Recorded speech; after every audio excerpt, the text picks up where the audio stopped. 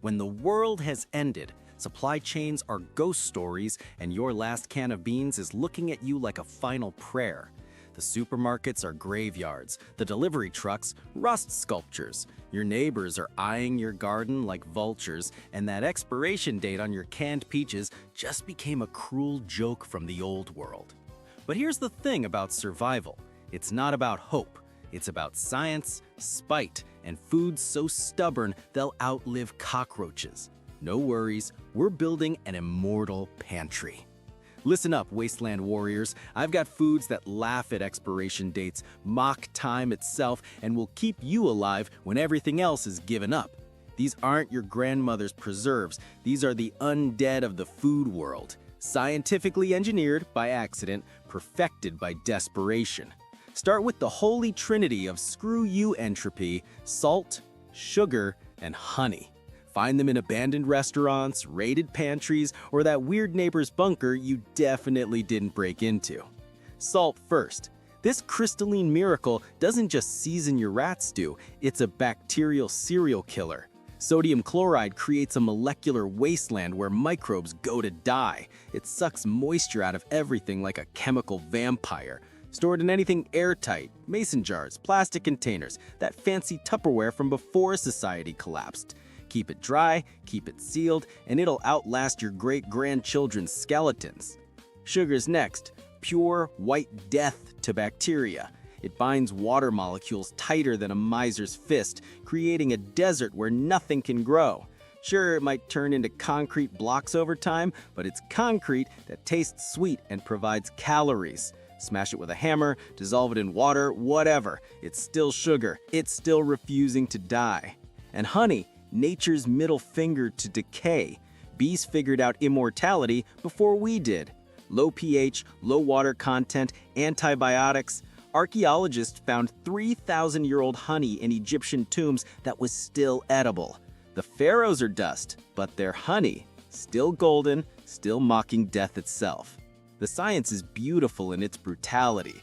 These three create environments so hostile to life, with water activity levels so low and pH levels that could strip paint that even bacteria pack up and leave.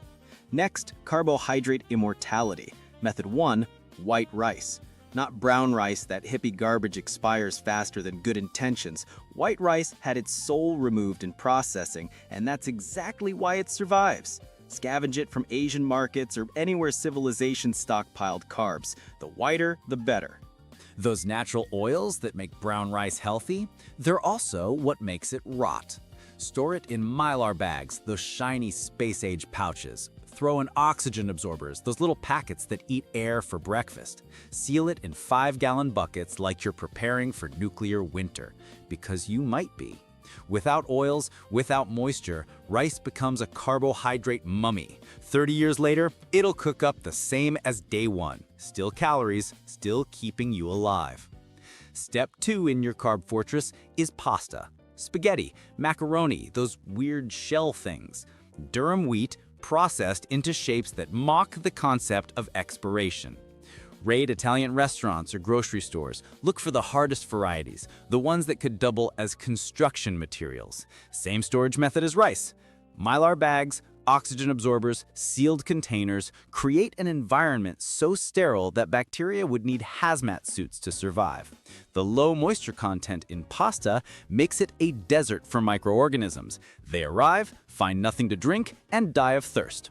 20 years from now, when you're boiling this pasta over a fire made from furniture, it'll taste exactly like it did before the collapse. Which is to say, like cardboard, but cardboard that fills your stomach and keeps you breathing another day. Finally, protein that refuses to quit. Canned meat. Chicken, beef, pork, mystery meat that might have been an animal once. The canning process is basically food mummification.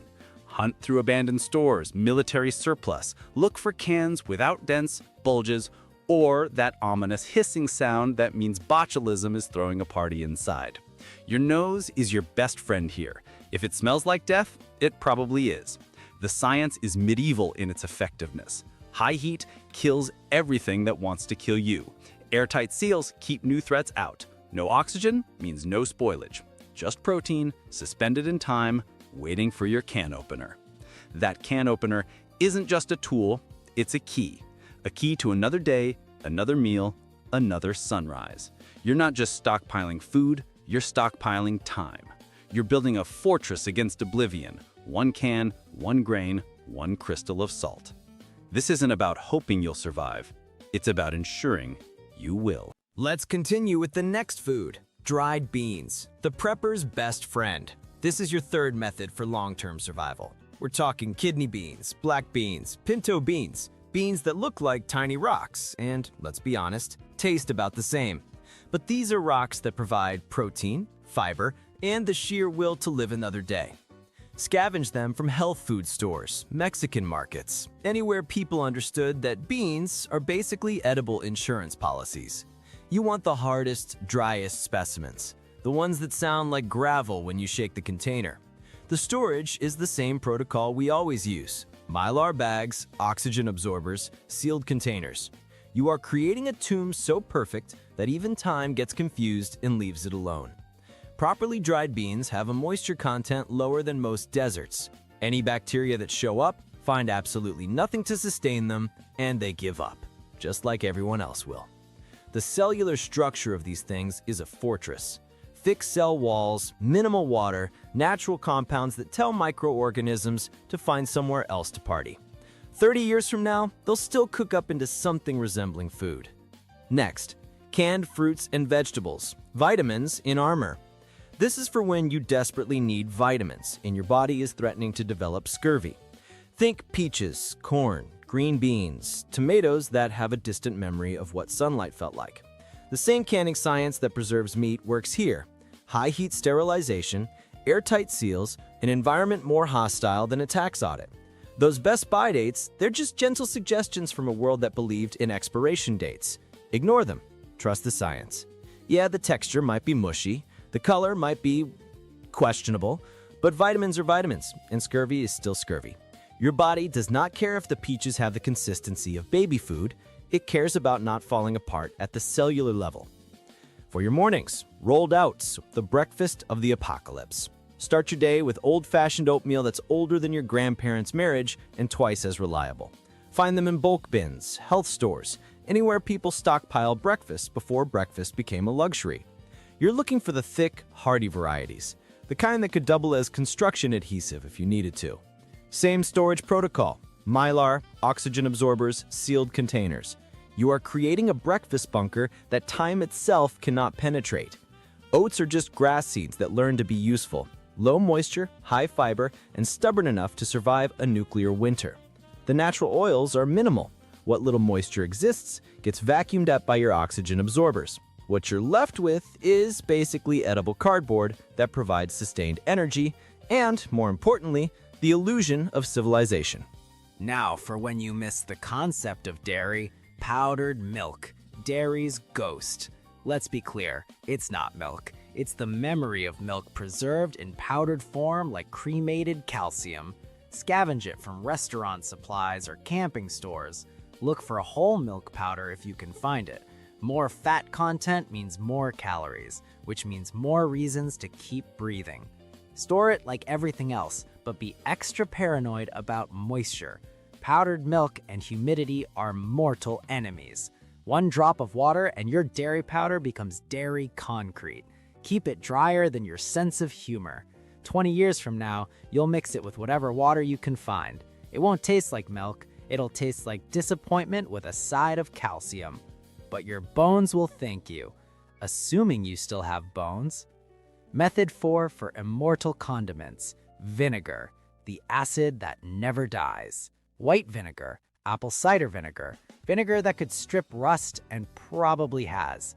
Acetic acid doesn't just preserve food, it is preservation. Find it anywhere people understood that acid kills everything worth killing.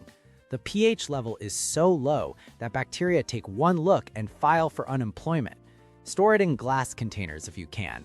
Plastic might dissolve before the vinegar expires. We're talking a pH of 2.4. That's battery acid territory. That's dissolve a penny acidic. Use it for cleaning, preserving other foods, or just reminding yourself what flavor used to taste like. And its opposite, baking soda, the alkaline survivor, sodium bicarbonate. It doesn't just survive, it actively fights decay, odors, and the general concept of things going bad. Stockpile it from anywhere people baked or cleaned. Store it in airtight containers because it will absorb every odor in a 50-mile radius if you let it. Use it for baking, cleaning, deodorizing, or as an antacid when your stomach finally rebels against your survival diet. It's pure chemistry in a box, and chemistry doesn't expire, it just waits for you to need it. There you have it. These are the essentials that laugh at expiration dates, mock the concept of spoilage, and will keep you alive when everything else has given up. Store them right. Mylar bags, oxygen absorbers, sealed containers, in cool, dry places that bacteria fear to tread. The science is simple. You remove the water, you remove the oxygen, you remove all hope for microorganisms. What you're left with is food that's more stubborn than you are, more persistent than cockroaches, and a hell of a lot